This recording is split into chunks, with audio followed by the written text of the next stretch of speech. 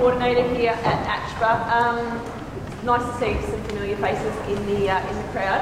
It's my pleasure to welcome you to Camberwell Girls. Thank you very much to Mark Corrie, who has organised the venue for us. And it's also my pleasure to welcome Rachel Whittle and Rhonda Mountain-Melinda, as well as Narita Matthews from VCAA, the Health and PE Curriculum Manager. So these guys are running you through the study design, the changes, and if you've got any questions, we do have time during the presentation for you to ask those, so we'll stop intermittently. Can I ask you to turn your phones off or on silent at the very least, and bathrooms were just as you walked in if you need them. We will have a short break about halfway through, or about that. So I'll hand you over to Lisa. Thanks, Dot. Good afternoon and welcome everybody, and thank you for coming out this afternoon to listen to Rhonda and I take you through the new study design for, as you can see, 2017 for Units 1 and 2 and 2018 for Units 3 and 4. So this afternoon our plan is to go through and explain to you some of the background in terms of how the changes came about, the process that was involved in those changes, and then obviously to go through the new study design, the content that's involved, the changes to assessment, and the resources and support material which is already available for the new course. So Rhonda and I will share this afternoon, so we'll jump between the two of us, but as Dot said too, we do have question time, so if you can hold on to your questions until then, that would be much appreciated. We asked you this afternoon to bring, if you had, an electronic or hard copy of the study design. So you'll notice this time has a nice orange cover. It won't be published in hard copy. It will only be available on the VCAA website. So if you do have that, Rhonda and I will refer to that this afternoon quite a few times in terms of page numbers, etc. The other document which you may not have had a chance to have a look at yet, you maybe not have printed, but it's also available on the VCAA website, is the advice for teachers.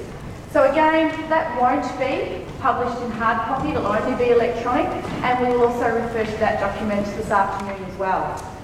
In your packs, you also have a copy of the presentation from this afternoon. Obviously, feel free to make notes on that. You also have obviously some flyers for some different resources. At this stage, we believe there will be 2 textbooks available for the implementation of both 1, 2 and then 3, 4. And there's also a copy of the timeline, which is just a suggested timeline, but when you're mapping your curriculum, particularly for next year, it might give you an idea of a place to start. So hopefully it's a useful document. One of the things you'll notice on it, one of the things you'll hear Rhonda and I say probably 1,000 times this afternoon is that we're driving the practical. We are pushing for more practical in VCE Phys Ed, and you'll notice every single week of the timeline there's a practical class allocated and a suggested activity to do that. So we will refer to those documents as we go through this afternoon.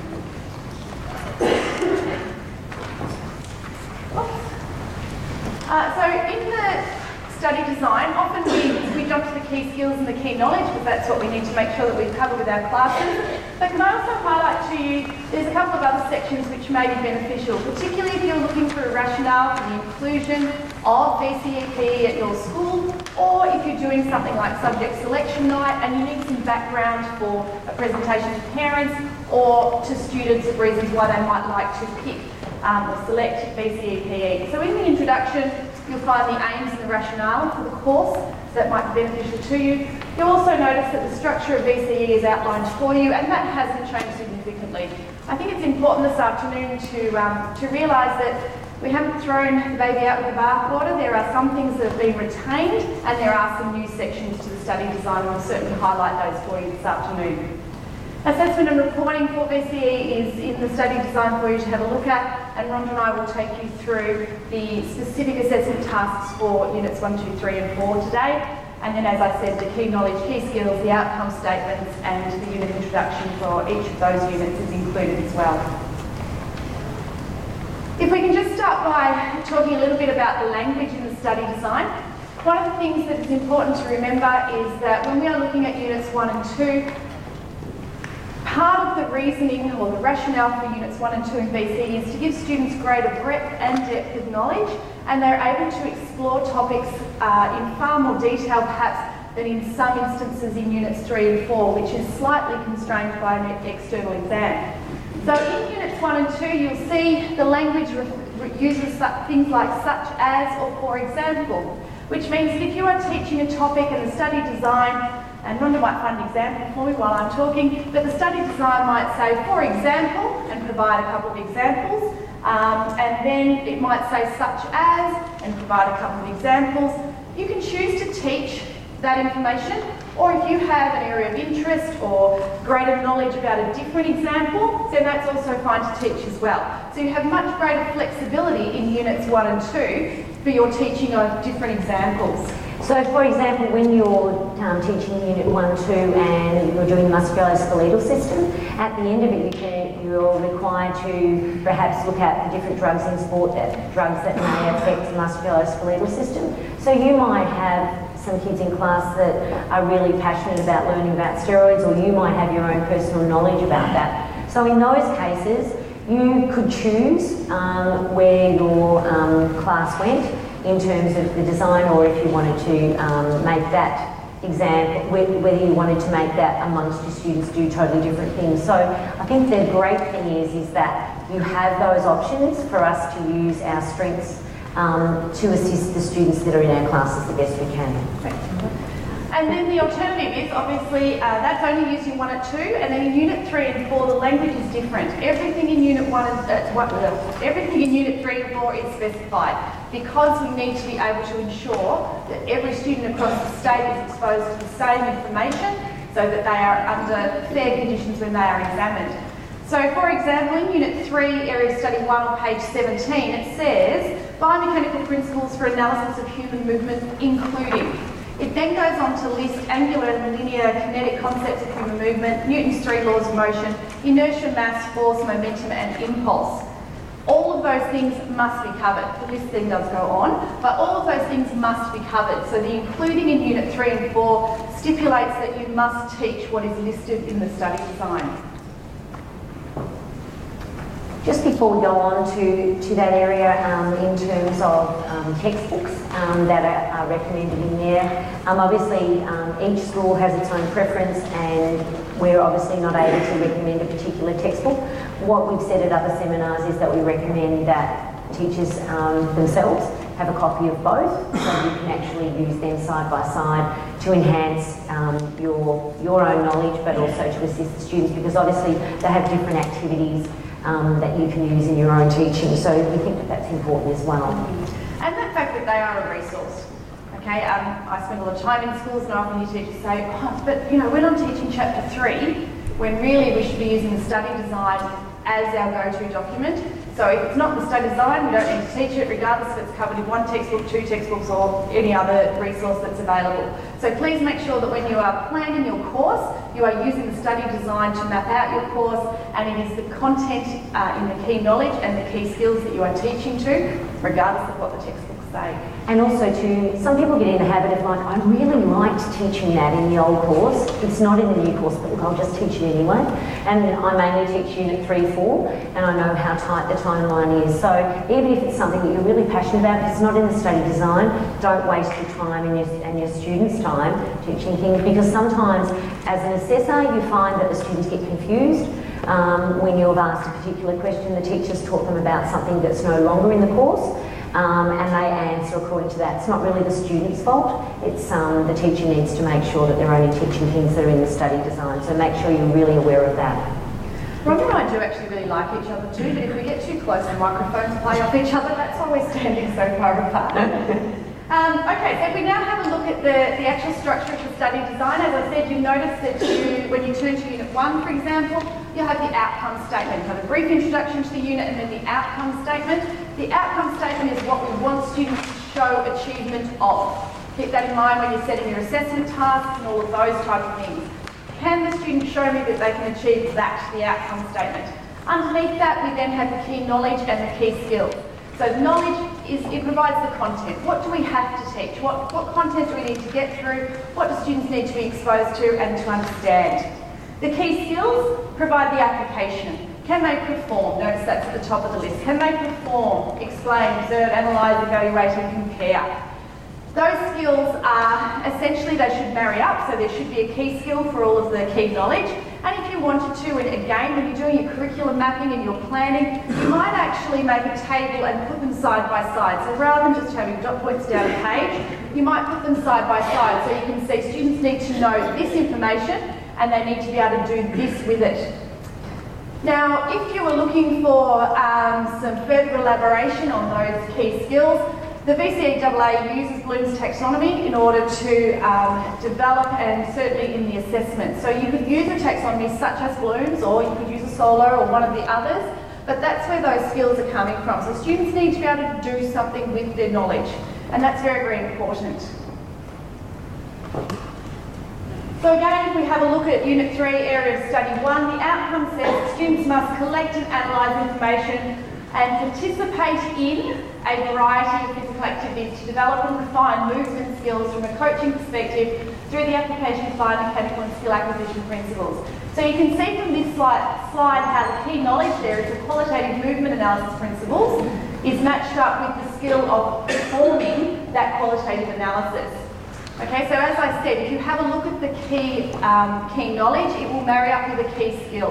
And students need to be able to do both of those things. And essentially, when we're assessing them, we want to design our assessment task so that the students can demonstrate both the knowledge and the application. When we were designing the course, we obviously had a large team of us, 12, 14, yeah, 12 people. Some of us were teachers, some people were from industry, some people were from universities.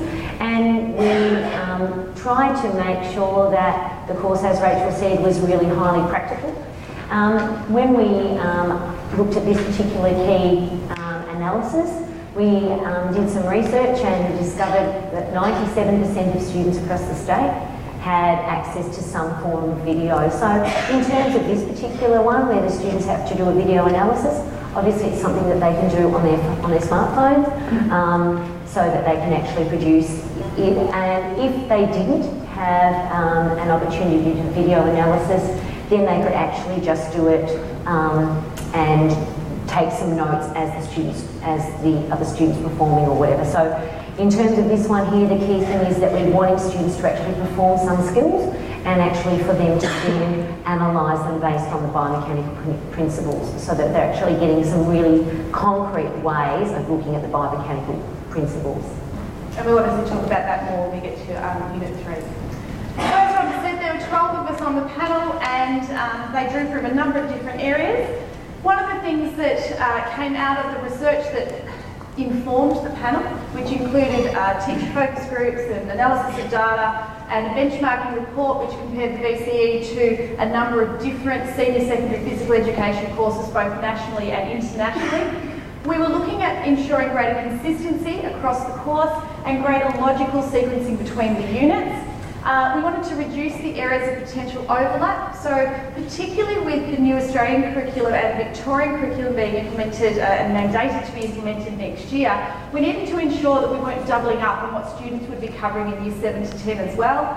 We ensured that it didn't double up with other VCE subjects as well. All of these things the panel considered when we were looking at what changes might need to be made and what needed to be retained. We also wanted to make sure that our study is contemporary. So occasionally, and we had a question earlier, sometimes it's just a terminology change, and that reflects the fact that we now know something new. So a classic example in the life of the current study design was that we don't use the term lactic acid energy system anymore. So that occurred during this current study design. Some things are as simple as that, it's a change in terminology. Others are a shift in what is the direction that physical education is actually taking worldwide. So the idea was that we try and make our course as contemporary as possible. So the panel took all of that information, as I said, the teacher focus groups, the data that we had to inform student performance, data such as Rhonda said about what access students and teachers had to facilities such as ICT, and we took the information from the benchmarking report, and the panel met over 9 months, with much consultation with academics in the field who provided information as well, in order to make decisions around what was going to work best for the study. One of the key things that the panel was very much focused on was, as I said before, the focus on learning through practical work. And what came out of teacher focus groups is that students enjoy learning through the practical, students enjoy doing the practical, but essentially the biggest thing that we got back was that there wasn't enough time. There was always issues around the timing of how much content we had to get through, the timing of the training program, for example. And so we were very aware of that as a panel. And a number of the changes that were made to allow more time to cover content, more time to involve practical activities, and certainly the changes that have been made in relation to the training program were based on the information that we had from teachers. We also needed to consider the detailed studies, and there were some teachers in the state who loved the detailed studies and thought fantastic for student-directed learning, and there were others who were essentially setting them as a homework task. So the panel also had a lot of discussion around, the value of that third area of study in Unit 1 and 2, and look, subsequently they have gone, and part of that reason, apart from the time aspect, part of that reason was the lack of direction, I suppose, and the lack of conformity around what teachers were actually doing with them. Since we've been thinking about it at the school that I teach at, one of the other things that we've now had to discuss with our timetable is to make sure that our senior VCE students have more opportunities to use our gym space. I mean, my school has 1,200 students and we have 3 Year 11 and 3 Year 12 PE classes, so we have a lot of space, but it is worthwhile thinking in your planning. Remember, not just the curriculum in front of you, but also the other people in your school who are assisting you to ensure that you can run practical classes. I think that that's something that we tend not to focus on sometimes, but it becomes really crucial. And look, with the focus group data that Anna-Rita collected, over 50% of teachers were not meeting the recommended 10 to 15 hours per unit. So that's over 50% of teachers who are not doing as much prac as what was recommended in the current study design. And as I said, generally the reasons for that were that they just didn't feel they had the time to do it and get through the content. So we can have a whole philosophical discussion about how prac and theory should be integrated, and it shouldn't be do the theory, do the prac. That's probably a conversation for another day. But it's imperative in VCE physical education that students are learning through the practical. So the changes that were made in order to hopefully facilitate that. So that's essentially the process that we went through in order to get to what you now have as, get the right one, as this document. And before we start unpacking that document a little bit more, are there any questions regarding the process or anything so far that we could perhaps answer for you?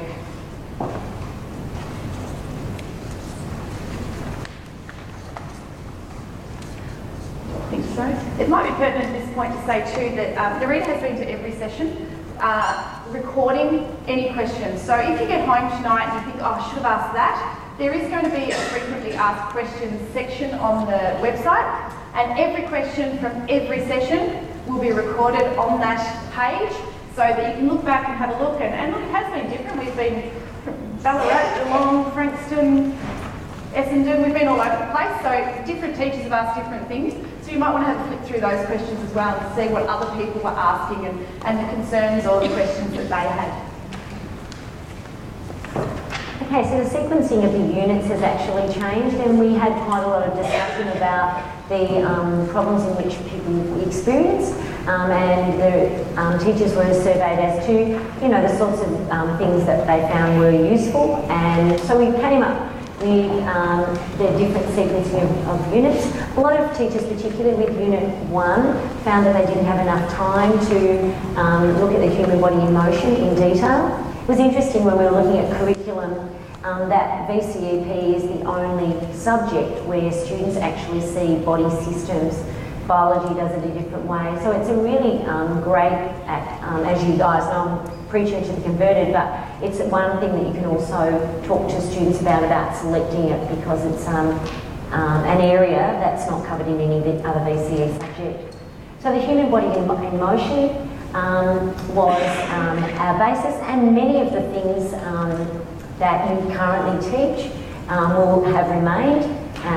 Obviously the detailed study is gone, but there's a lot of information that if you're currently teaching Unit 1 and 2, there's a lot of information there that you can revamp, but you don't have to reinvent the wheel to actually go through and redesign the course. So I think we all think when there's a new study design come out that it's a really major task, but you know, there are a lot of things that have remained the same.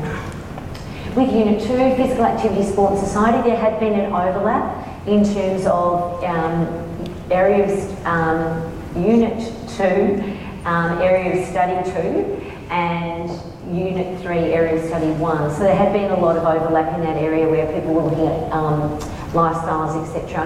And so a lot of teachers felt that it was sort of a double up in that.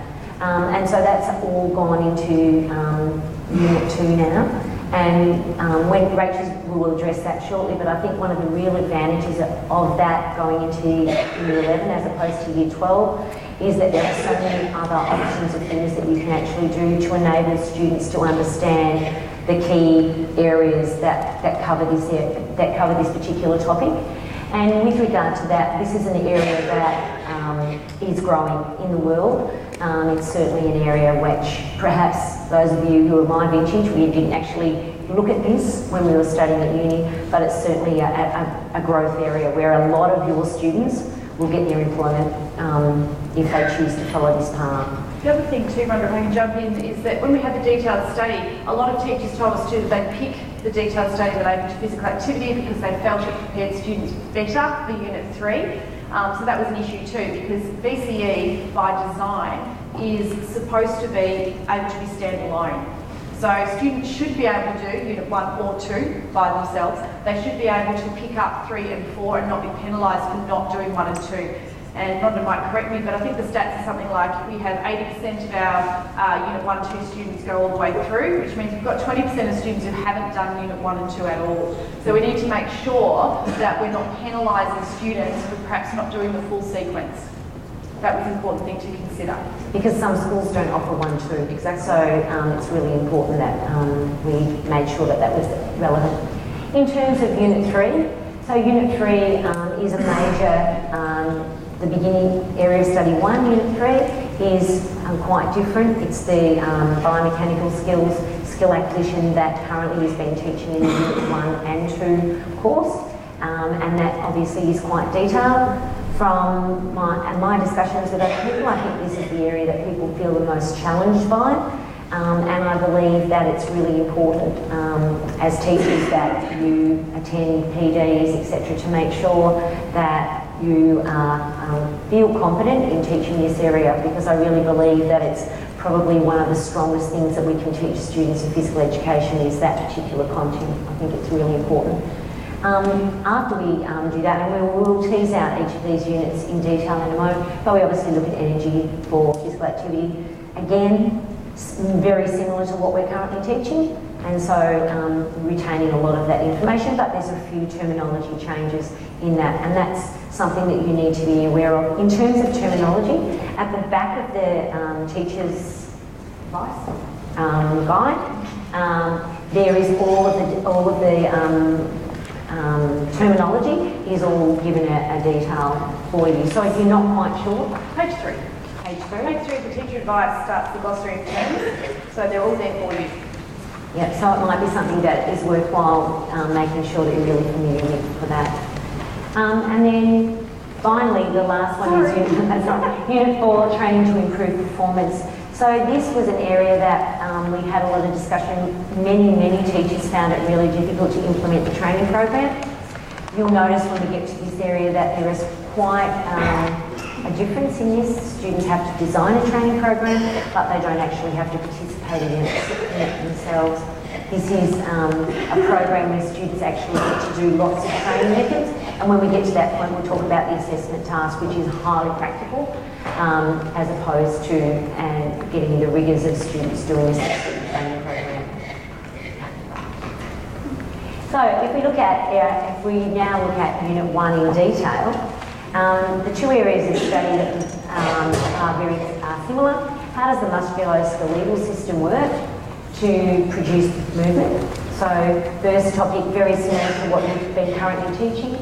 And then how does the cardiorespiratory system work during rest and during physical activity. So we've got, again, similarities in there, and I think many students particularly enjoy this nuts and bolts part of the course, and it's a really good way to start their phys ed studies. So really strong, and I think a lot of teachers feel quite confident and comfortable in teaching this. You'll notice too that the two areas of study that make up Unit 1, theoretically, that's all at the moment in Unit 1 Area Study 2. So the idea is that you've got much greater time to explore these 4 systems, which Rhonda will unpack now for you, but it was part of the decision was it gave you more time to have a look at this area. So in terms of starting, students will be looking at the different concepts, the differences between physical activity, sport and exercise. Again, this is all in the teacher advice. And you'll be able to design some activities.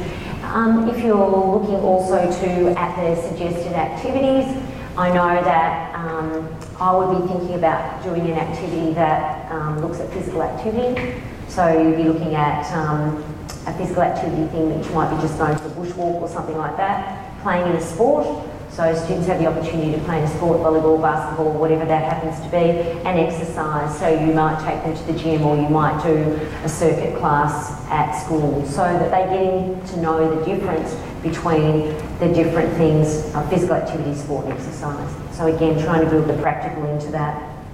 Sorry about that. No, you're right. The activities that Rhonda's referring to again are in the teacher advice. So for each of the areas of study, the teacher advice provides probably about 10 different ideas that you could use within your classroom. So again, if you're looking for something to prompt your thinking, or you think, how am I going to teach that? It might be an idea to read through those and see if any of them appeal to you and your cohort of students. So for each area of study, teacher advice, starting on page 10, the number of different suggested activities that you could use. And so besides the structure and function, obviously looking, this is new to the study design, the causes of musculoskeletal injuries and illnesses. So you might, for example, look at osteoporosis, or you might look at trauma in football matches, and there is a plethora of information out there. There are a number of sites you can go to and look up how many netball injuries there are, how many football injuries there are, and that will certainly enable you to have the kids' interest, because they'll actually be able to then relate the musculoskeletal system to activities that they're really interested in. I think that that's a really integral part of the course, and it's really important that we do that. So for example, if it was this week and you were teaching this area of study, you might show the footage of the Australian javelin thrower throwing and dislocating a shoulder and talk about the cause of the injury and those type of things. So it should give you more time and depth to explore areas of interest for your students. Yeah. So, and given that, I'm guessing the majority of you are keeping notes on the Olympics about all of these things, because there's some fantastic things that have happened during the Olympics that really fit nicely in the new study design. Particularly the next one, practices to enhance performance of the musculoskeletal system, including biophysical, ethical and sociocultural considerations. So in terms of these, you might look at the use of steroids and how that actually impacts.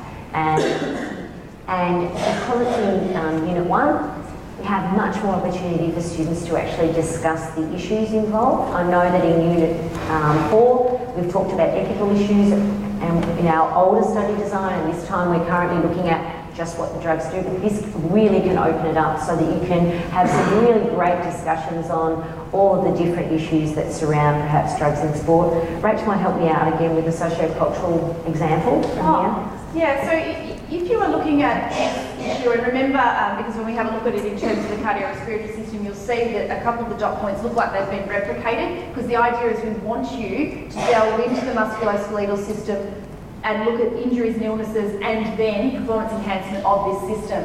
So what Rhonda's referring to is that it's easy to have a look at the harms and the potential benefits of the drug use, for example, or the performance enhancing strategy that you're using. But we also want you to consider ethical and sociocultural. So if you consider the Russian team, for example, was it a cultural thing to get involved? Was it a social pressure?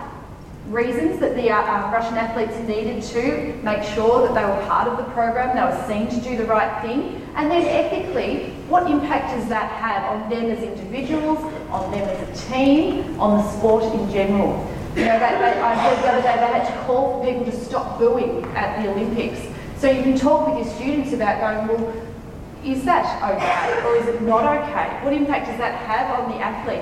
If you're perceived to be using performance-enhancing drugs, why might the athlete do that? So what are the social pressures? What are the implications of the decisions that they make? So you can explore all of these issues in much greater detail now, you know, the time hopefully we can. And with the causes of the musculoskeletal injuries and illnesses as well, you can look at sedentary behaviour, overtraining. You can look at different ways in which these particular injuries or illnesses are caused, and that can also be able to develop the students' understanding of the issues that are involved, along with just the raw basics of muscles and bones. We're actually getting into the impact that it has on performance as well.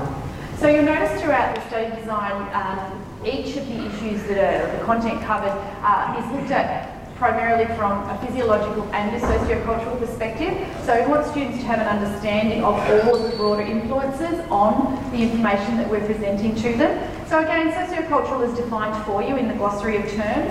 And as we go through, we'll provide as many examples as we have time to do, so you get an idea of what types of things you might need to be looking at. So when Rhonda talked about the causes of injuries and illnesses, they're going to be sociocultural influences on those as well. So you might want to explore those issues with your students as well.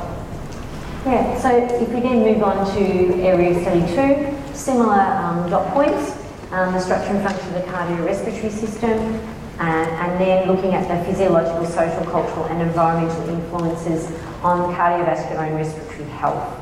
Okay, so obviously in that area you could look at the impact of smoking, you could then look at the impacts that has on people's tidal volume, all those sorts of things. So it's a really a wide open area for you to have your interest, but the students also to show their interest in an area that they might be passionate about. So I think that's also really good.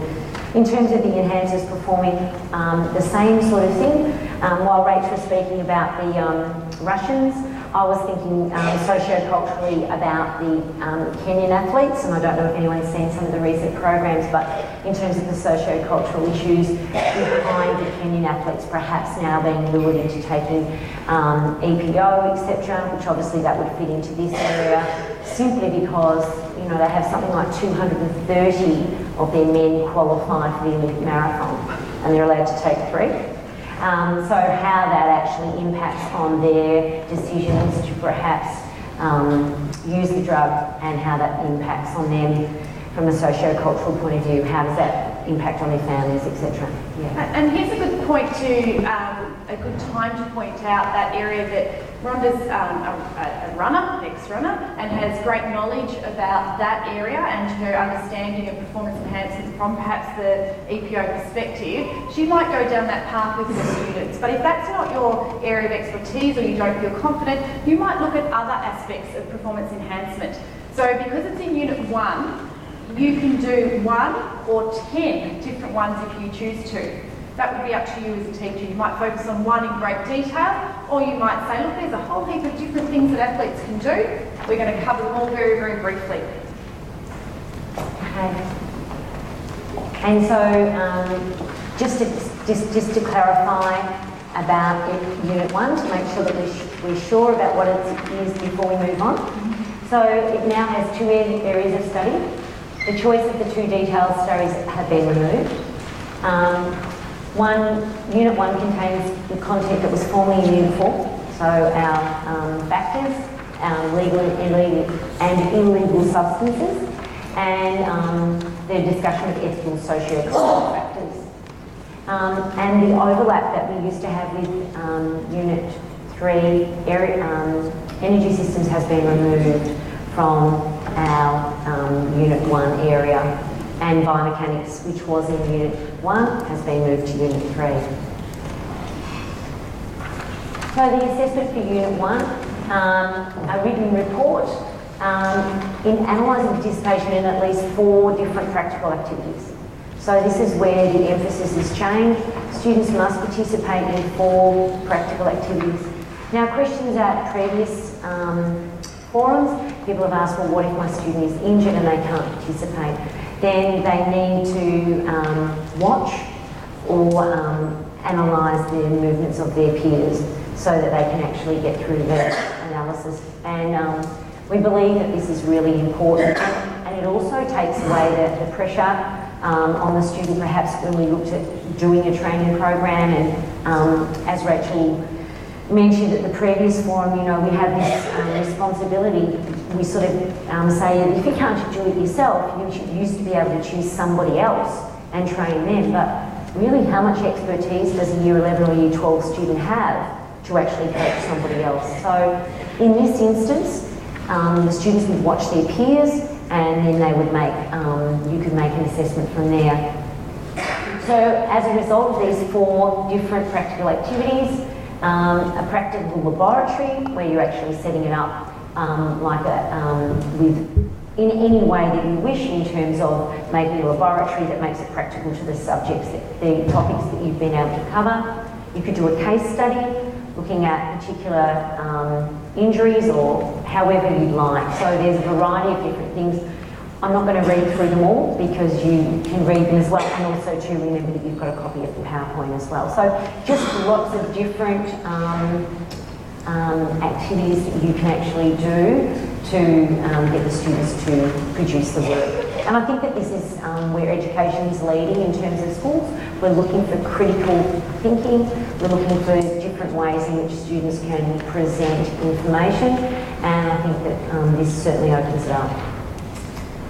2 things before we move on. First is that you'll notice that it says the core task, so that is certainly something new to Units 1 and 2. The core task, and it will say it again at the end of the Unit 2, at the end of the unit, you'll notice that the core task is for both areas of study. Okay, so the core task that Rhonda was talking about in terms of at least 4 practical activities, you might do 3 when you're looking at the musculoskeletal system, and 1 you're looking at cardiorespiratory, you might do 2 and 2, but that core task covers both areas of study. The other thing that you might notice is that the word test has gone from the list of suitable tasks to use. VCAA have decided that test is a condition under which you do a task, and any of those, probably not the visual presentation or multimedia presentation, but a lot of those activities can be done under test conditions. So essentially, if you're going to get kids to do a case study and you give them all the information and ask them a series of questions, and they do that under test conditions, they're still doing a case study. So if they do a series of structured questions under test conditions, they're doing a series of structured questions. So just keep that in mind when you're setting your assessment tasks for Unit 1 and 2. So any questions about Unit 1? Where it says about activities to enhance the performance of the musculoskeletal system, notice in the textbook drafts they've got training, different training methods. Is that what your intent was as well? Because actually overlap before. Training methods is also in the study design, not just the textbooks if you've seen those, so it's also there because it's a legal way of enhancing that system. You will be looking at training methods as a way to enhance performance, not necessarily then going along and designing or implementing a training program. So in Unit 1, you might say to students, training is an appropriate method, legal method to enhance the system. You might talk about it again in terms of the cardiorespiratory system, in terms of altitude training is a legal method for enhancing performance. So we certainly accept that that is a method to do that, but we wouldn't expect in Units 1 and 2 that students are looking at training principles or implementing a program or anything like that. Any other questions? Good question. Good question. Excellent question. Yeah. All right, so if we then move on to have a look at Unit 2. So physical activity, sport and society. The 2 areas of study are the relationship between physical activity, sport and society. You'll notice that the areas of study now are framed as questions. So again, looking, as Rhonda said, that educational philosophy of looking at inquiry-based learning and getting students to think about what it might be that leads to an answer and what are the contemporary issues associated with physical activity and sport. So there are only 2 areas of study now. Detailed study has been removed, and you'll also notice that area of study 2 is completely new. If we look at area of study 1 first, and we look at the relationships between physical activity, sport, health and society, we start students off by, again, looking at those concepts of physical activity, inactivity and sedentary behaviour. And before any of the 3 core teachers ask, no, students still can't use SV or PA on the exam. It's just to save room on the slide, unless, of course, they write it out in full and then put it in brackets like we have. So we start with that. We start with students understanding the difference between the terms. Again, if you're not familiar, the first place to look is the glossary of terms, because they are the definitions that VCAA are using. We then look at sociocultural influences on physical activity across the lifespan. So what are the sociocultural influences on physical activity as you move throughout the lifespan? So what's going to influence a young child to take up a sport? You might talk to them about parental influences or the influence of their peers or their socioeconomic status. And then what might influence me as an adult to take up a new sport?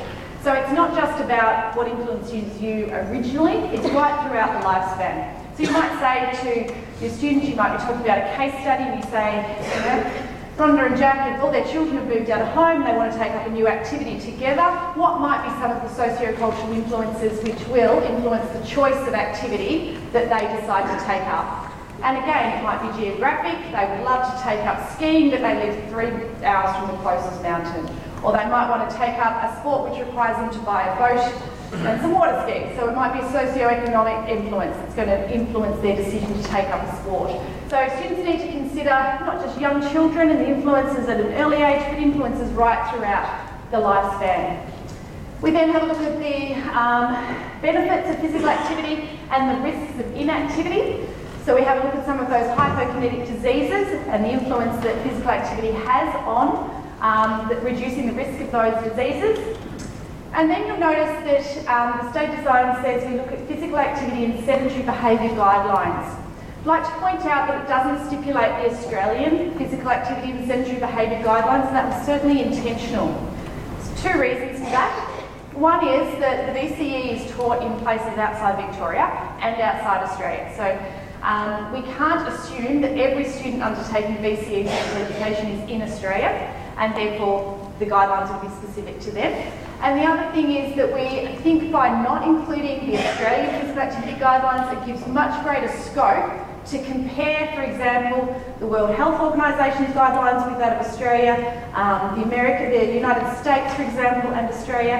And what it means is students can go, okay, for 95% of your students, you'll have a look at the Australian ones, and you'll talk about those, and they'll have an understanding of those.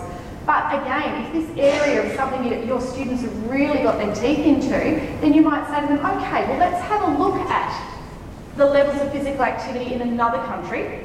Let's have a look at their physical activity and sedentary behaviour guidelines. Let's compare them to what we're doing here. Are they doing any better than us at getting people to stay active or increase their physical activity levels? So students will be able to have a look at different countries by not stipulating they have to be the Australian guidelines. Also in this area of study is methods of assessing physical activity and sedentary behaviour.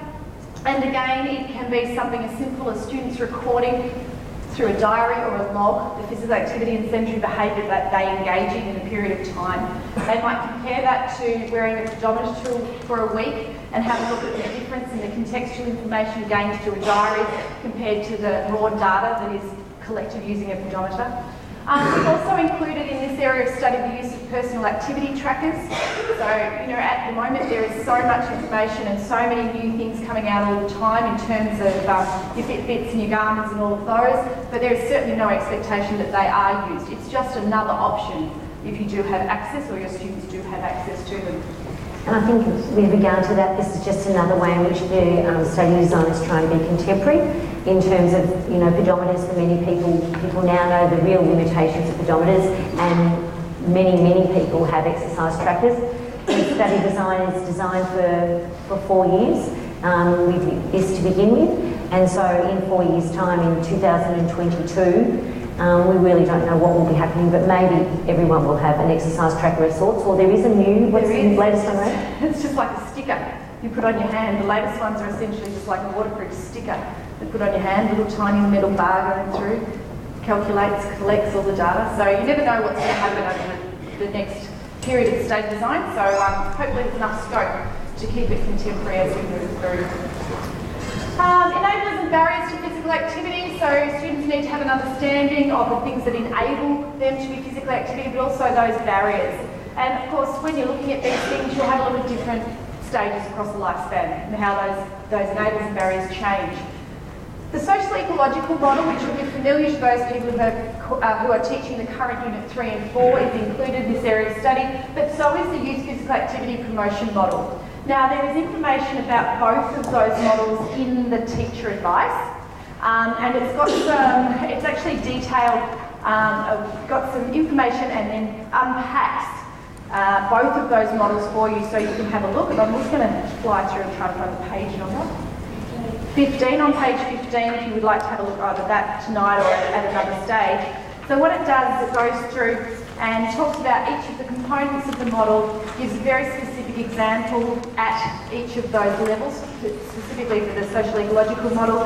And with the youth physical activity promotion model, it talks about what the predisposing factors are, the reinforcing factors, the enabling factors, and the personal demographics. So again, if you are looking for more information regarding some content that perhaps you're not overly familiar with, the teacher advice is a good place to start, and also the resource list. You'll be able to access different resources via the resource list, and we'll talk about that a little bit more in a moment. And it's also on the next slide, Rach. Pardon? The model, It's on the website. no, it's on the next slide. Oh, it's on the next slide. Oh, look at that. There you go. I'll get to that in just a moment. Yeah. Thanks, Rhonda. Also, we look at strategies and settings for increasing physical activity and decreasing sedentary behaviour, so what type of programs are out there, workplace settings, school settings, community settings, all of those type of things. And then you'll notice the final dot point there is the principles of individual activity plan with the FIT principle. So the intention in this area of study is to have a look at all of that information, and then we want students, and when we get to the assessment tasks, which we will in a moment, we want students to design their own activity plan. So it's not a training program, it's an activity plan which allows them to meet the physical activity or sedentary behaviour guidelines. So I'll talk about the assessment in just a little bit. So that's the content that students are looking at. We said you do have that in your notes, and there is more information in the teacher advice to have a look at the YPAT model. Just with the note with regard to youth, youth actually in this particular design is actually youth means school-age children, so it covers the model actually covers children from ages basically 5 to 18, and it's designed to actually target that area. So even though some of you may be familiar with social ecological model, I'd encourage you to also have a look at this model, and perhaps this might be something that students actually get their their teeth into and their head around a bit more. It might be something that they find more interesting. Because it, as I said, specifically targets their age group. Okay, so the next area of study is what are the contemporary issues associated with physical activity and sport. So this is the new area of study. In this area of study, the intent of the panel and of the study design is this is very much a student-directed area of study. So the idea is that they'll investigate an issue associated with physical activity and sport. The study design provides a number of examples for you, and there is further advice coming too. So when you have a look at the teacher advice document, it is going to be published also as a digipub with further information added to it. So videos and audio clips and those type of things. So you'll be able to access some more information regarding this area of study as well. So the intent is that students have a look at an issue that interests them. As a teacher, you might like to give students free range on what it is that they pick within reason. Or if you prefer, particularly in the first year of a study design, you might say, no, look, we're all doing active transport this year. We're all going to investigate active transport, for example. A couple of examples provided there for you. One of the things to remember is that one of the key skills says that students have to participate in physical activities related to the issue. So we had some questions at some of the other seminars regarding, well, how do you actually do that? How are you going to do that in practice if you've got every student in the class investigating a different issue?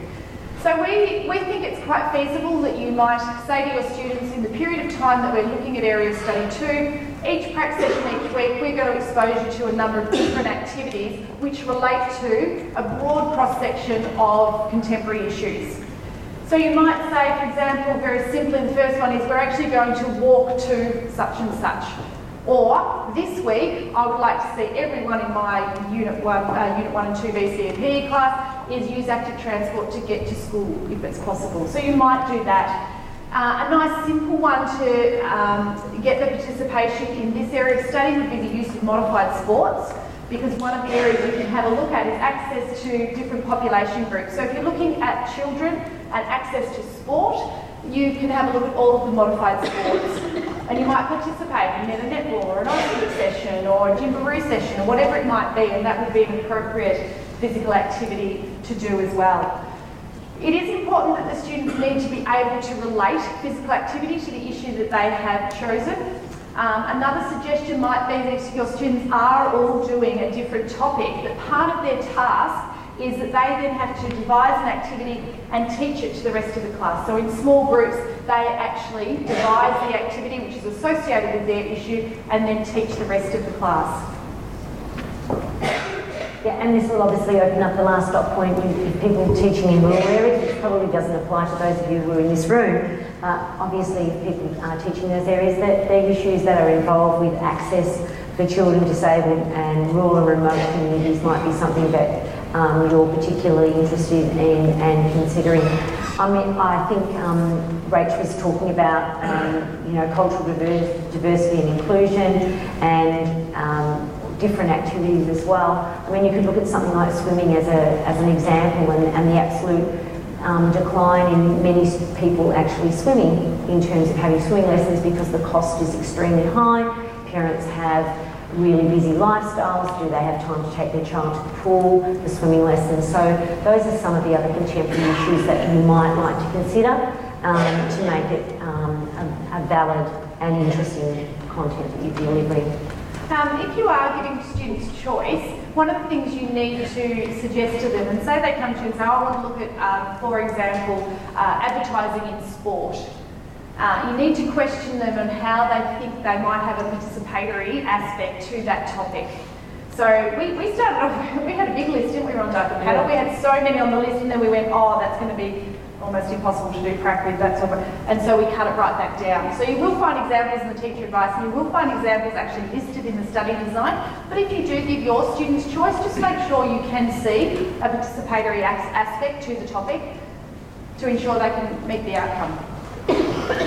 So in summary, Unit 2 has now got 2 areas of study. Detailed studies are gone. Area Study 1 looks at the promotion of physical activity and reduction of sedentary behaviour, and essentially combines the content that was in the current Unit 2 and the current Unit 3 and puts it all together. We have new knowledge relating to the technologies, as Rhonda spoke about, in terms of personal activity trackers, and Unit 2 is completely new. If we have a look at the assessment, you'll notice that the first is a written plan. So as I spoke about, that written plan and a reflective folio that is demonstrating participation in the program designed to either increase physical activity levels or reduce sedentary behaviour levels. They can do that as an individual or for a selected group. So for example, if you have got a group of students who are highly active and are meeting the guidelines, then you might say to them, that's all good and well, and you're very active, and you ride your bike to school, and you play sport at lunchtime, and you're doing your 2 nights of training and playing once a week. How many hours are you sitting down in front of your computer at night? So you might actually get them to focus on their sedentary behaviour and making changes to their lifestyle to ensure that they meet both aspects of the guidelines. They can do it for another population group if they choose to, and that's perfectly acceptable as well. In outcome 2, the assessment task can be chosen from a different range. So again, it's about the process in Unit 2. It's about students undertaking the research, and they have to look at this issue from a historical perspective. They have to look at it in terms of local, national, international perspectives. They have to meet a number of criteria, obviously, in terms of what they do with their issue, and then how they present that has some some degree of scope for you as a teacher again to say you may choose one of these methods of presentation, or you might say no, we're all going to do a written report this time round. I don't think I spoke about the weighting of the areas of study, did I? No. So you'll notice, did you want to say something before I go on? I was just going to mention with regard to the written plan and the folio, the reflective folio. Students actually could also, when they're doing their reflective folio, look at things about how did you feel before you did the exercise, how did you feel after you've done the exercise, and just so that they actually have an understanding of the way in which physical activity can change their mood as well. And I think that that's something that we give, if this gives them more time to actually have a think about it rather than just going, I was tired. They actually have that opportunity to investigate that a little bit more thoroughly in outcome one. With the timing and the weighting of this unit, we do acknowledge that there's probably a little bit more to get through in area study 1. So without actually putting in the documents and numbers, we're thinking that it'll probably take teachers maybe a 60-40 split in terms of your time. So you can have a look at the timeline and see how we have actually suggested that you might be taught, but we do acknowledge that you'll probably spend a little bit more time teaching the content of Area Study 1 and the key knowledge and the key skills, because students will need that in order to do what is required in Area Study 2. So you might spend a little bit more time on that area. Any questions about Unit 1, Unit 2? Yep. Just touched on it briefly, so maybe you might have answered it, but I know you said you want to keep 1 and 2 and 3 and 4 separate. Yep. But are we still trying to aim to have the overarching key skills or skills learned from 1 and 2 transfer over to 3 and 4? Look, in terms of the skills that we expect of students in terms of analyse and evaluate and critically reflect and all of those terms carry across all learning, I would imagine, from Year 7 to 12. So yes, certainly if you are designing an assessment task in Unit 1 and 2, I would be suggesting very strongly to use those terms in the STEM, and hence before when I talked about using a taxonomy, whichever one you choose, that would be the way to go. Yep. The 60-40 split, if the school has been saying that Unit 1 finishes at a particular time. No, sorry to interrupt you, not in Unit 1, 2. Unit 1, 2 are 50-50, okay. Area Study 1 and 2. Is that clear? Yes, just the area study. Rachel, can you perhaps just repeat the question so everyone here as well as for the video as well? Certainly. The first question was about the key skills and whether or not they carry across Units 1 to 4, and yes, they certainly do. And then the second question was regarding the split of time. So if I can just clarify that Unit 1 and 2 are definitely 50% each for the year, so a semester of one and a semester of the other, but within the areas of study. So in Unit 1, Area Study 1 and 2 are 50-50. In Unit 2, we are suggesting that the split of the areas of study is approximately 60-40, about there. That's not gospel because you have the flexibility in Unit 1 and 2. Okay. 5-minute break? Yeah. We might have a 5-minute break, stretch your legs, there's still food, right? Still food, just need to eat, we'll be back in 5 minutes. Is all new to Unit 3. So in Area of Study 1, we are looking at classification of movement skills. So if you've had a look at study design, you'll notice it starts with fundamental motor skills, but it also talks about some of those things that if you're currently teaching Unit 2, you would be very familiar with. So open and closed skills, continuous and discrete skills. So that classification of movement skills heads up the unit so that students have an understanding of the context in which we are then going to do the remainder of the learning. It also then has a look at the influences on movement. So there are a number of different influences on movement, and you can appreciate for yourself the influences that have been on how you develop skills. For example, I can't play basketball to save my life. It was just not something I was never exposed to. Okay, so we did swimming, tennis and football in my family. That's what it was. So I don't think pick up a basketball until I got to uni. So the influences on my skill development throughout the year were very much family, And there's some really great resources again. The Campbell sisters are a very recent example, but there's some information about the Marsh family, and there's all sorts of examples that we can see where family have been a big influence on skill development for a number of different individuals. So you can have a look at those types of influences and get students to start understanding how it is that different people develop different skills. You might look cross-culturally, you might look socioeconomically, but you can have a look at a broad range of influences.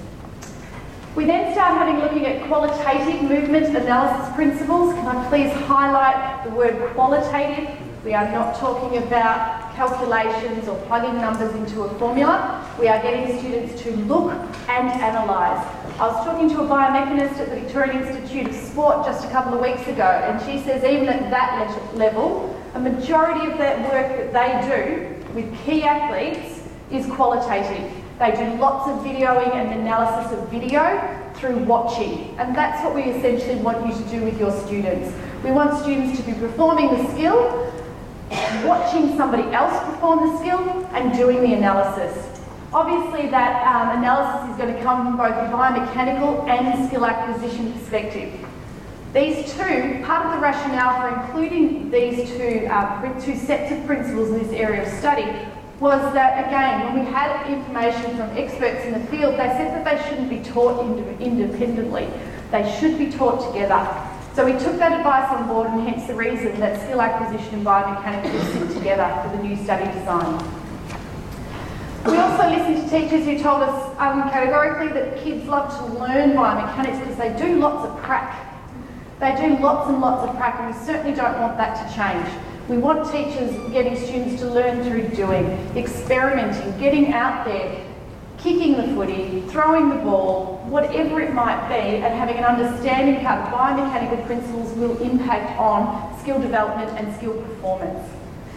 You will notice that the list of key concepts or key knowledge, that is identified in Unit 3. We have stipulated, obviously, the biomechanical principles that students need to know, and that's obviously because we do have an end-of-year examination. So if you have a look on page 17 of the study design, it talks about angular and linear kinetic concepts. So those are those things which are associated with force. Okay, so kinetic means associated with force. It's Newton's 3 laws of motion. Again, I'm not sure there'd be a school in the state that doesn't have in their junior science program Newton's 3 laws. So when you get your students into Unit 3 of VCE Phys Ed, you should be going, that's great, we know Newton's laws, let's apply them to sport. If the mass of an object never changes, how can we change the acceleration? And you get them out there applying different forces, kicking the ball with a different force each time. You don't have to measure that force, but students do need to have an appreciation that if you apply a greater force to the same mass, you're going to get a greater acceleration. Okay, so Newton's laws is there. Inertia, mass, force, momentum, and impulse are listed for you. Following on from that, it's angular and linear kinematic concepts. So this is the concepts associated with distance, displacement, velocity, speed, acceleration, and projectile motion. And when we look at projectile motion, we're looking at the height of release, the angle of release, and the speed of release, those three factors. So again, you've got your students out there, they're actually throwing a discus, a javelin, a shot put, a ball, a rubber chicken. It doesn't matter what it is they're throwing, but at what angle of release do we need in order to get the greatest horizontal distance/displacement for that object?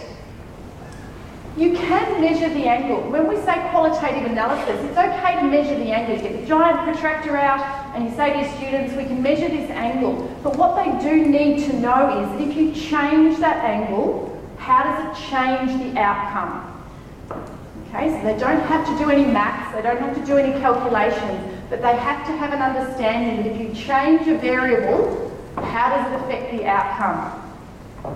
The final set of principles that are included in Unit 3 are equilibrium and human movement. So we look at levers, and obviously they'll need to understand the three components of the lever, the force, the axis, and the resistance. Probably something that's stipulated which is new is the mechanical advantage. So understanding, again, if you change the position of the axis or of the force or of the resistance, what happens to the mechanical advantage of that lever system? Why is it we have some levers where the axis is really close to the force and some where it's not? What is the purpose of the lever system in order for it to be set up in that way? Stability and balance is also included, so centre of gravity, base of support, and line of gravity. We did have some concerns at one of the sessions about the amount of information which is contained in this area of study, and we would argue that some of these things can be taught really, really quickly. So the understanding, for example, of balance and stability could be done very quickly in class. So you could ask your students to perform 10 different poses and report on the amount of balance and stability that they feel. You might then say to them, now identify 3 different sports where the athlete's centre of gravity changes throughout the movement. Why does the athlete's centre of gravity change throughout the movement? What is it in this sport that requires greater stability compared to that sport which requires less stability? So these concepts can be covered very quickly, but we would like them covered through practical activities, up and moving, getting students doing that understanding, which will come through the actual practical application of these principles. We also have a look at, somebody asked where's the coaching gone? This is where the coaching is in the course. That direct and constraints-based approach to coaching and instruction. And I think probably the best example of constraints-based coaching is using small-sided games in a coaching scenario.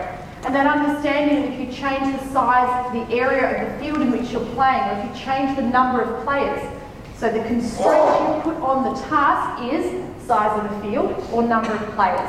That is constraints-based coaching. And you can get your kids out there and you can play in a full-size hockey pitch and everybody's playing hockey and you've got, you know, every kid in the class on the hockey pitch, and talk to them. Stop the game after 5 or 6 minutes and say, who didn't touch the ball? How much practice did you get? Right, let's put some constraints on that activity. Let's put you into a small-sided game with 2-on-2. 5 minutes later, how many times did you touch the ball? How much practice did you get at actually passing the hockey ball? So constraints-based practice, and then you might talk to students about when it's appropriate to use those in coaching situations. When is it going to be appropriate to use different types of practice in coaching and instruction? We want students to be thinking about the individual, the community level, the grassroots level, not just the elite level. Because we know that elite participation is, you know, the top 1%. Let's consider the other 99% of our population and how they might learn and how they might develop their movement skills. Again, thinking back to that title of the unit. We're also, again, you notice the sociocultural, as I said earlier, that across all content areas we are looking at the sociocultural influences.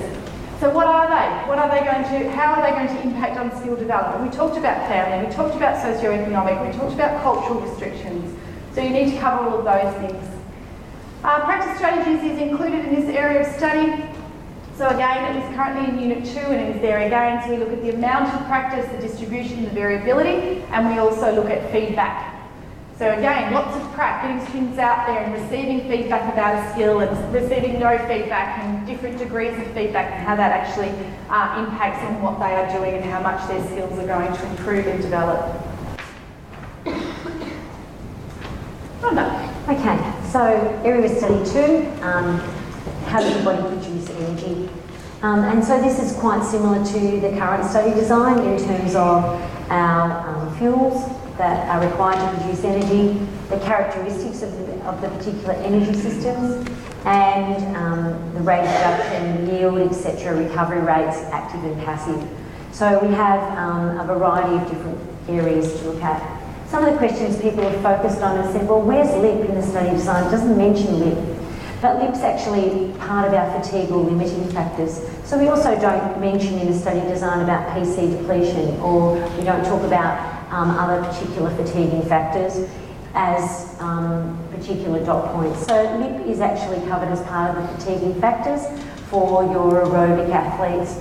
As a teacher in this area myself, I often will say to students, well look, PC depletion is the main cause of fatigue in our PC system. We've got a build-up of metabolic waste for the anaerobic glycolysis system, and when we look at fatiguing factors for the aerobic system, we tend to concentrate on perhaps thermoregulation or perhaps the loss of glycogen. But what happens to an athlete who's in between that. So we might look at a 400 metre runner for our anaerobic glycolysis, and we look at a marathon runner for our thermoregulation, but there's a whole lot of events that are in between that. So how do we explain fatigue then? We can actually use lactate inflection point as being the factor that causes fatigue, for example, in a 5,000 metre event, so that we're actually incorporating that to enable students to study, to have a look at the different fatiguing factors over a range of different activities that go for a different period of time, so that the duration of the activity, the students begin to then understand the fatiguing factors as related to duration. Again, we're continuing on with looking at the interplay of energy systems, so looking at the involvement of the energy systems as we have been doing currently. And again, the next dot point, oxygen uptake at rest, during activity and during recovery. Very similar to the current study design, oxygen deficit and steady state or EPOC.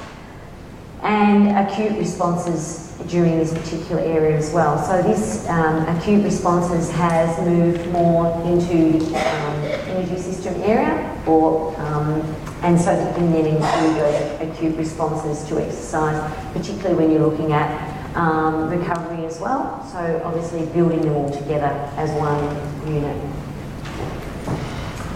So in terms of the key differences that we've had in terms of Unit 3, Area Study 1 contains content related to biomechanics and skill acquisition that was formerly in Units 1 and 2. Area Study 1 includes a range of broader classifications, and again, teacher advice gives us all of these definitions. If you're not sure, always keep going back to those to make sure that you're aware.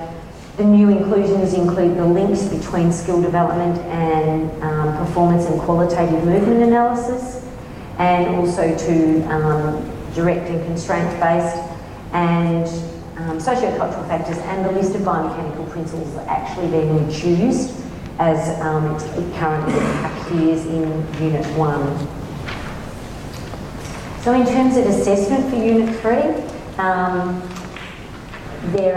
there is three assessment tasks which are assessed. We had a discussion at the break with regard to assessment tasks. Simply because it says outcome 1 and it's worth 50% does not mean that you have to do just one single assessment task for your students. This is obviously a time management thing with you in your school, and you might find that you might do a series of structured questions over a variety of different things that will enable your students to show you their knowledge or the skills that they've developed. So in terms of this, I think that there's a really great opportunity. One of my colleagues I was speaking to actually said that they use biomechanical analysis and put together a series of biomechanical moves that the class have produced, or for your assessment you could perhaps use some ones that are off YouTube, and you show as a stream whilst the students actually doing the SAT.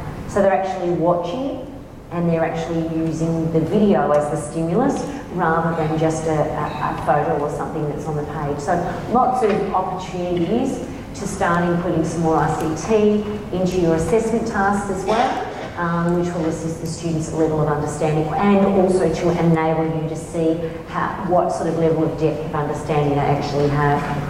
With regard to outcome 2, laboratory report based on primary data collected during participation. So this could be as simple as a fitness test. You might like to look at the energy system interplay that occurs during the beat test or the yo-yo test or phosphate recovery test.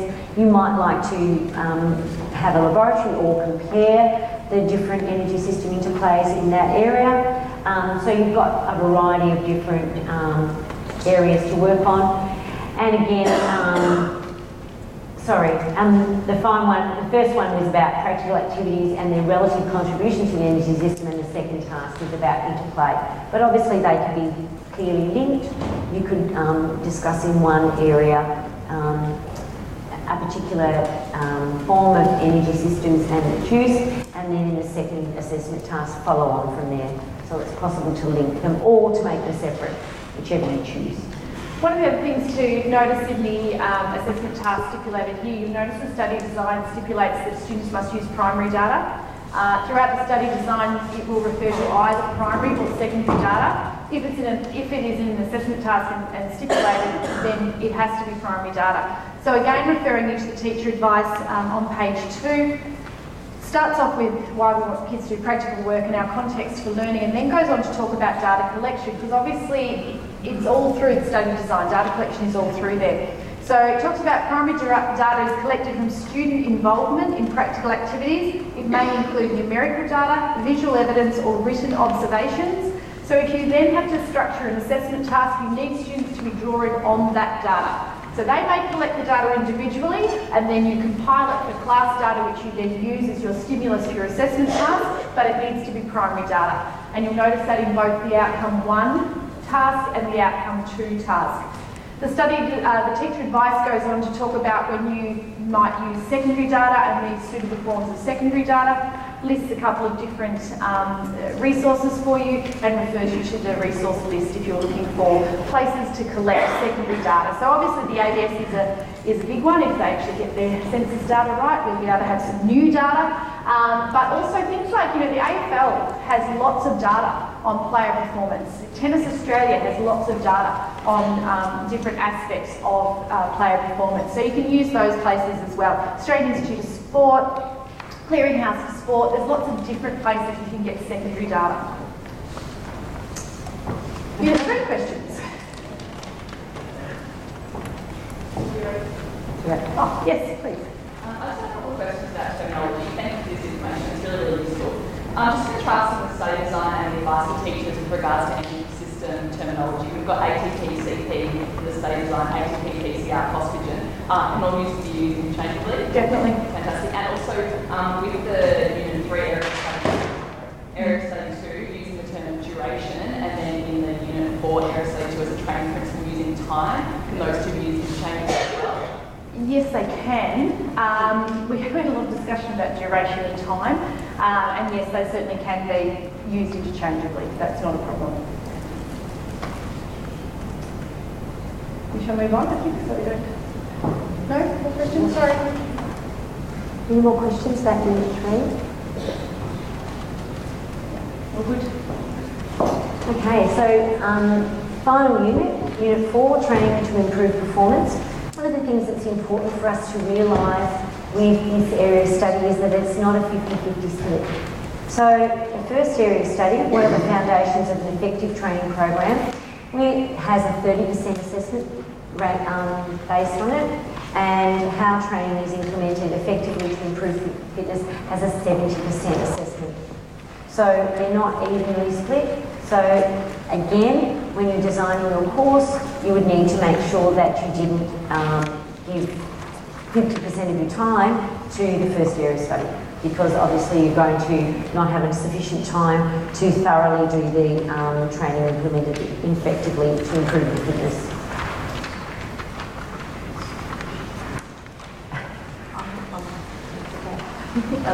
So with regard to the foundations for an effective training program, we're looking at an activity analysis and our fitness components. The new study design has removed the health and the skill-related fitness components, and so now the fitness components are grouped together as one lot of fitness components. With regard to then the assessment of fitness, students are looking at the purpose of fitness testing for physiological, psychological and sociocultural perspectives.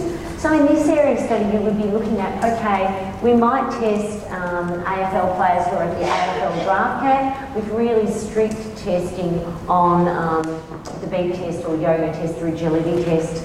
But what if we were looking at a fitness testing that we were looking for a group of people who are aged over the age of 65? Would we do the same tests? And if we weren't going to do the same test, why wouldn't we do the same sorts of tests on those people?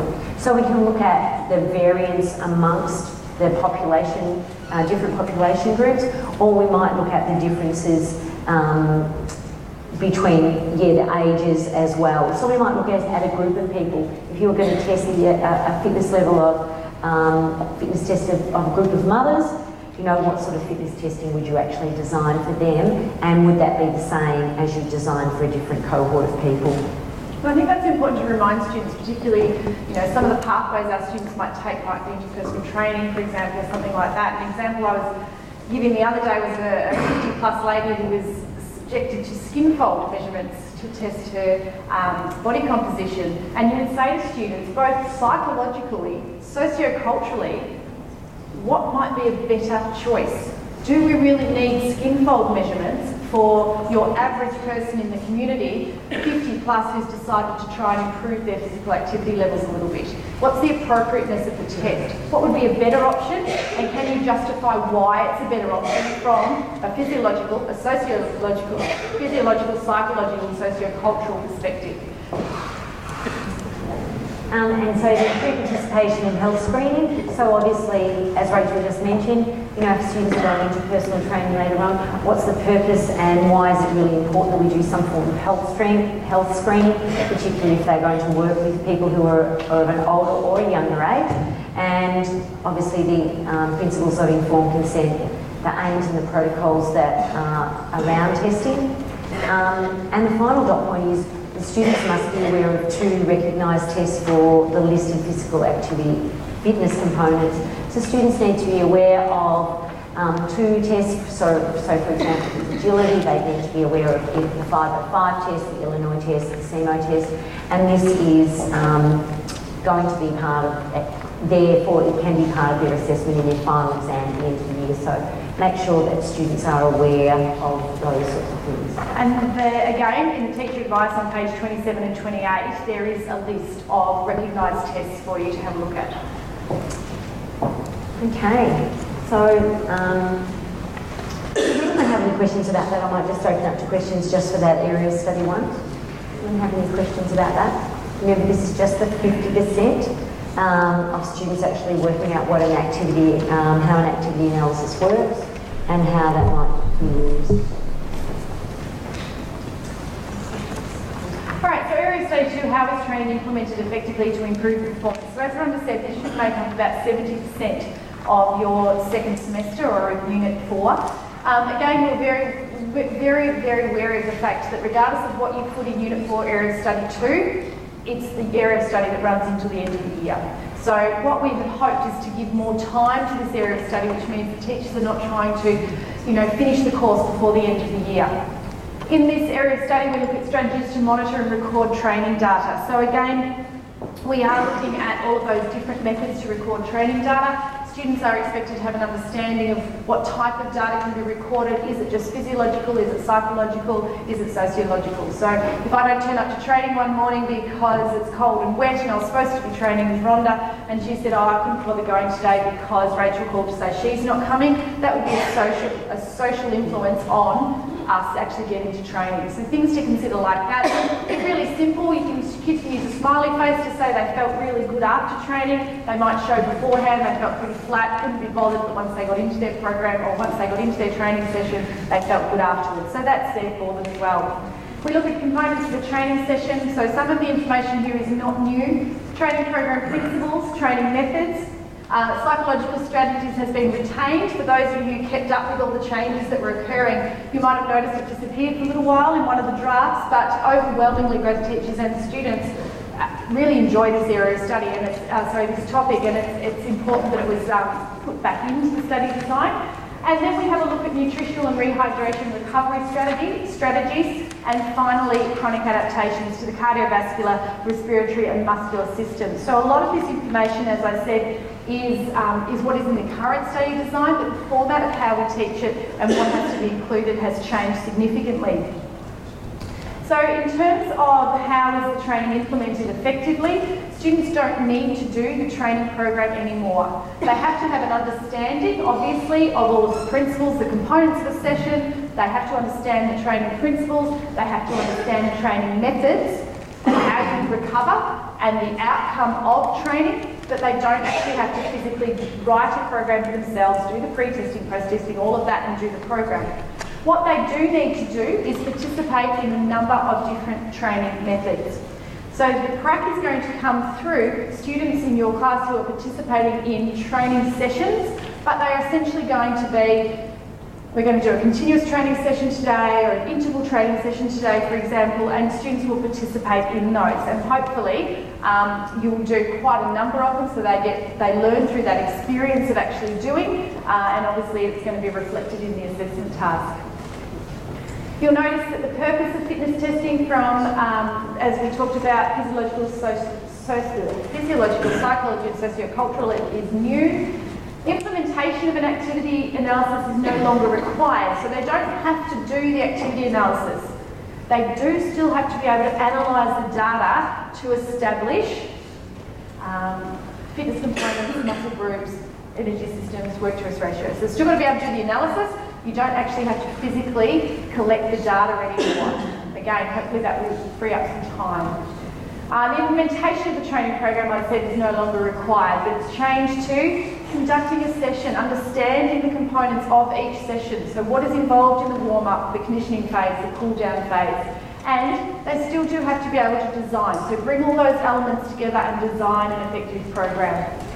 You'll notice we've included high-intensity interval training as a training method. I think the Swiss ball training wasn't really a method, that has been removed, but high-intensity interval training has been included in the interval training method. Harms, illegal and illegal substances, we talked about the fact that that has now moved to Unit 1, and the rationale for the anti-doping codes has been removed altogether. So they're the main changes to Unit 4. In terms of from a practical point of view, this particular area study, when you're talking about doing 5 different activities or 5 different perhaps training methods, it might be that you might choose to do 7 or 8 different ones, and then the first couple that you do, students write up a report on that particular training session following that, and you might review it and say to the students, look, you've done a really good job on this, but this is how you can improve. Or you might just go with 5 or 6 and then choose the students' best 5 responses. There's many different ways in which you can go about doing this. You could obviously do a practical session, have a class discussion about that particular type of training method. Like, let's say, for example, you're doing plyometrics, and you could then discuss the risks and what sort of athletes might use it, etc.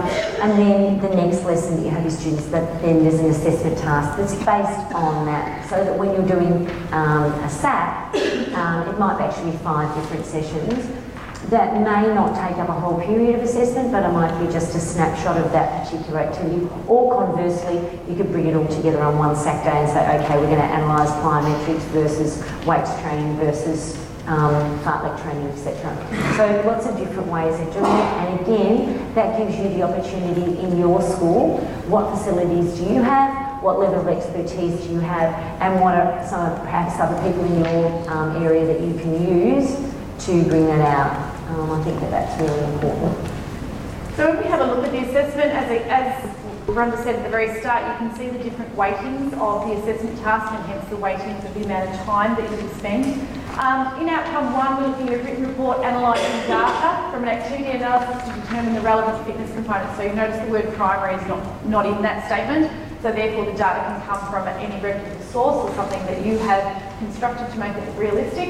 And they look at the relevant fitness components, energy systems in the selected activity, and include a justification to the selection of an appropriate test to assess that fitness.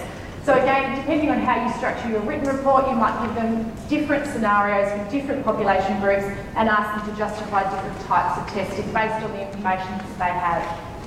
In outcome 2, the reflective folio of that participation in a minimum of 5 different training sessions. So as Rhonda was saying, you could do 5, but perhaps 10 would be more beneficial for your students. So they experience all the different training methods, they get an opportunity to critically reflect before they're actually then doing their assessment task.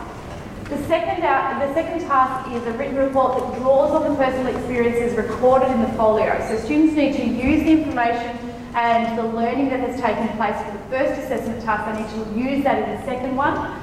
So they have to here design a 6-week training program for a given case study. So again, as we talked about earlier, it's not just about designing a training program at the elite level or at their individual level. They need to be able to use their knowledge and apply that knowledge to any given case study that you might present them with. So you might give them a scenario of the 50-year-old woman who wants to take up distance running and has been sedentary for the last 5 years. Give them that case study and then ask them to apply their knowledge and their understanding of training principles and training methods to devise an effective program for that person. The third task is a response which links the chronic adaptations to the training methods and improved performance. So there's a choice of formats that can be used there, and they are listed in the study design for you. A couple of questions in previous sessions regarding the folio. Again, as Rhonda said, you can do that with the cohort that you have in the facilities and how you choose to do that as a teacher. It might be one way to think about it, depending on your cohort. You might give them a template. So they have to record all the basic data in a template, and then they do a critical reflection where you actually ask them the more in-depth questions regarding their understanding of that training method. And as Rhonda said, the athlete might be appropriate to the outcomes that are likely to occur. Why is that training method more appropriate than such another one? So for example, you might do that. Unit 4 questions.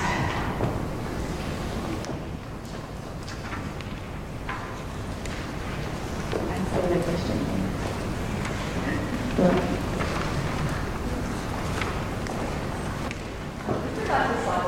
Can that be included in one of these outcomes in terms of?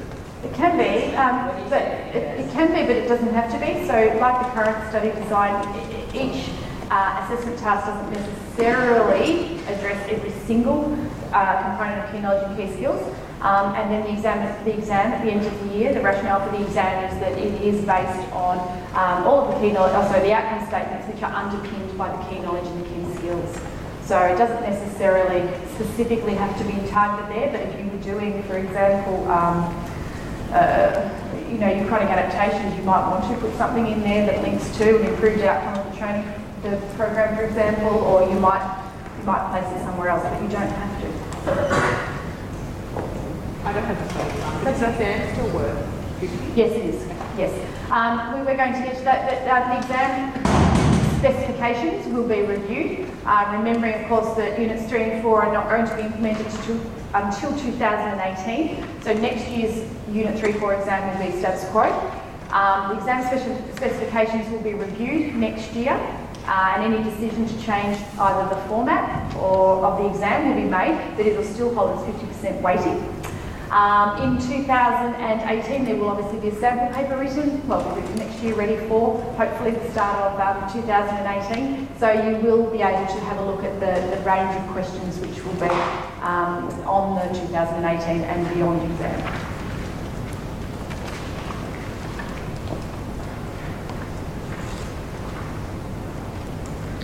That slide. I think one of the great things about the new study design is that I've been involved in teaching a number of study designs over the years, but I think that we have many more resources to begin with. The teacher's advice statement has lots of information. You've got the timeline, etc. A number of years back when you started a new study design, it was sort of thrown at you and that was it. And sink or swim, but I think that there's lots of resources for great things through, particularly those of you who are concerned about Units 3 and 4. You've got, for the remainder of this year and the whole of next year, to attend PDs to get together with staff from other schools that are nearby, or to colleagues perhaps that you went to uni with, so you can actually brainstorm some different activities. And I think that having that little bit of time that you've come tonight, you've got to really starting to grapple with the new study design, and you hopefully will go away with some new ideas to say, yep, I think I could include that. Where will I put that? That's been something that I've been wanting to include. And so I think just keeping that in your mind all of the time is important. So the VCAA website at the moment has obviously the new study design. It also has the teacher advice. It has a summary of changes, so if you're making brochures for subject selection night or something like that, you need to have a really concise understanding of what's changed and what stays the same. That is there for you as well. The assessment advice is included, or the assessment handbook is now included in the advice for teachers. So again, when you have a look at that, you'll notice the performance descriptors are at the back of that document. Please be aware that performance descriptors are written for the outcome. They're not written for each each of the individual tasks. So you may need to manipulate that when you're having a look at using them for assessment for your students. At the moment, the new information about the new study design is down the bottom of the VCEP web page on the VCAA website. So at the moment, we've got the current one up the top, scroll all the way to the bottom and you'll find all of the information which is there for you.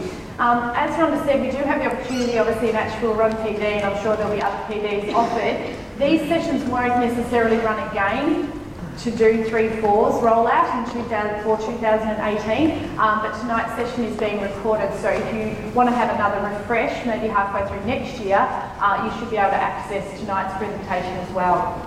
We talked about the fact that the teacher advice is available and it is published online at the moment.